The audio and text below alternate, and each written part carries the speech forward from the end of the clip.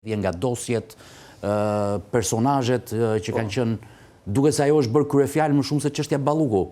Shiko, mendoj se ajo është shumë sensitive dhe ajo si çështje, njëra ka të bëjë me përdorimin e fondeve publike dhe mënyrën se si shpenzohen ato, që dhe kjo është një çështje jashtëzakonisht e rëndësishme për interesin publik, që ka të bëjë me korrupsionin, me abuzimin, me shkeljen e barazisë në tendera, me abuzimin në mënyrën se si trajtohen proceset, qoftë ato të tenderimit të rrugëve, po dhe proceset të tjera që ne kemi parë në Shqipëri, sa i takon dhe fondeve të tjera në aspekte të tjera të ekonomisë, bujqësia, po tjera ku ka pasur. Kurse kjo është një gjë që s'ka lidhje me shumë me shtetin, kjo ka lidhje me çdo gjë.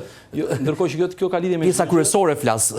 Po flasim për action, kjo ka lidhje me çdo gjë që na prek të gjithëve si qytetar, siç na prek dhe ajo sepse është te xhepi jon fondet publike dhe mënyra se si janë trajtuar në këto vite veprat e mëdha publike në Shqipëri. E kisha për sistemin që është ngritur me personazhe jo të shtetit.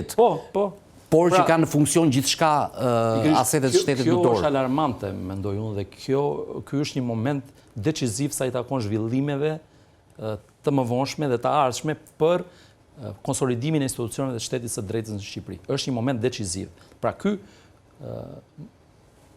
rast ose kjo çështje po nxjerr në pa disa element të